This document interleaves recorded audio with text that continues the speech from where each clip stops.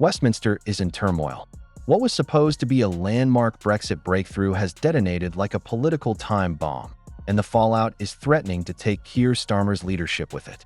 Just days after unveiling the deal, what was hailed by his inner circle as a shrewd reset has become a national flashpoint. Discontent has surged across every sector: the fishing industry, Labour's own backbench, and the very heartlands that once rallied to carry him to power. The catalyst? A controversial clause buried deep in the deal, granting EU vessels continued access to British waters until 2038. That's over a decade more of foreign trawlers hauling from UK seas while British fishermen watch their promises sink. For those who fought hardest for Brexit, this felt like betrayal. Not subtle, not strategic, but barefaced and blunt. Towns from Grimsby to Plymouth erupted in fury, with industry veterans calling it an act of treachery. Coastal communities threatened protests. Some warned of an existential crisis for British fishing, but it didn't stop there. Another bombshell, the so-called Youth Mobility Scheme, was exposed. Thousands of young EU nationals, under this quiet provision, could live and work in the UK with almost no restrictions. No quotas, no long-term oversight. Many saw it as the stealthy return of free movement, a direct contradiction to the Brexit mandate of 17.4 million voters. It wasn't just policy misfire, it was a collapse of trust. Labour MPs from Leave-leaning constituencies were first to panic. The backlash was fierce, public, and immediate. Some labeled the deal toxic. Others called it political suicide. One senior MP, speaking anonymously, said Starmer had gift-wrapped the next election for the Conservatives and Reform UK. Nigel Farage took a public swipe, sarcastically awarding Starmer Reform Employee of the Month for reigniting Brexit rage. And the public? They didn't just agree, they mobilized. Across the country, Labour councillors began resigning in protest. Party branches revolted. Social media lit up with hashtags like #StarmerOut and #LabourBetrayal. Videos circulated of lifelong Labour members shredding their party cards. In Parliament, murmurs of rebellion turned into shouts. The number of MPs drafting letters of no confidence began to climb, and what once looked like a long-shot mutiny now resembles a countdown. The heart of the chaos is a gaping chasm between Starmer's leadership and the people who once believed in him.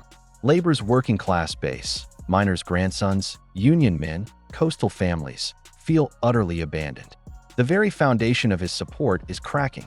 Some MPs have dubbed this the worst political betrayal in modern memory.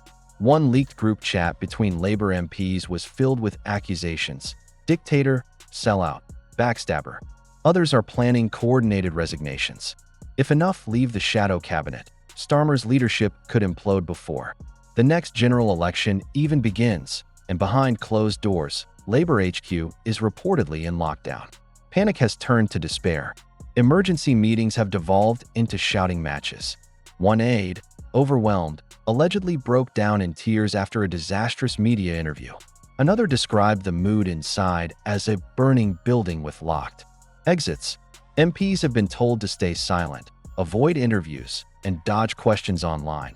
A strategy clearly failing as anger only grows louder. Even Labour's traditional power bases, the trade unions, are turning. Furious at being sidelined from Brexit talks, several major unions are now threatening to withdraw their support entirely. Without them, Starmer loses the machinery that powers his party. And without that, even a surviving leader becomes a weakened one. The betrayal felt in Britain's fishing towns is echoed across rural farming communities, industrial towns, and once loyal Labour cities. These aren't voters switching out of boredom, they're switching out of fury. Even former Remainers are speaking out.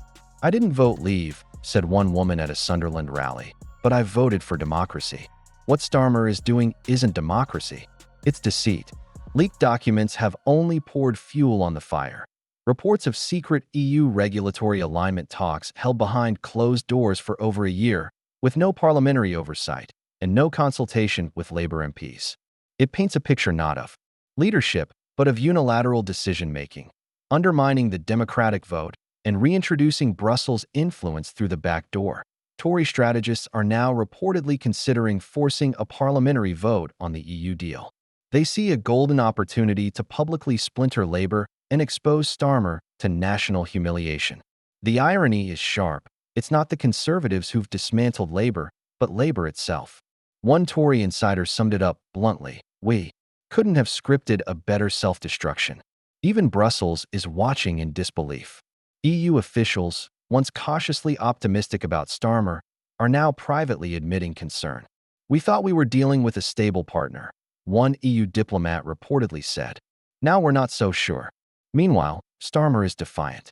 In public, robotic in interviews, insisting the deal is pragmatic and economically sound. But inside Labour's walls, no one's buying it anymore. His silence is no longer stoic, it's damning. Allies have gone quiet. Opponents are getting louder. And the British public sees not strength, but evasion. This isn't just a policy miscalculation. It's a political earthquake. A rupture at the very center of the Labour Party, shaking the foundations of its base, leadership, and future. And as the no-confidence letters pile up, the murmurs are becoming a roar. More than 30 Labour MPs are reportedly on board. Red Wall MPs, many of whom clawed back seats Labour lost in 2019, now feel betrayed and politically exposed. They're not just angry. They're preparing for war. Some speak of Lisa Nandy, Wes Streeting, or Angela Rayner as emergency replacements. Not out of ambition, out of necessity. The view inside the party is brutal and unambiguous. If Starmer stays, Labour falls. The betrayal isn't just political, it's personal. In fishing towns, steel hubs, industrial valleys, people are grieving not just the death of a policy, but the death of trust. Starmer campaigned as the man to protect Brexit, to restore order, and to lead with integrity. Instead, they see a politician who negotiated in secret, bypassed Parliament, and handed back the control voters fought to reclaim. That a reckoning is coming. Whether it's this week, or next month, or before the general election, the tide is turning fast. The revolt inside Labour is no longer just a revolt, it's a movement. And unless something changes dramatically, it's about to claim its first casualty. The leader who thought he could balance Brussels and Britain and ended up losing both.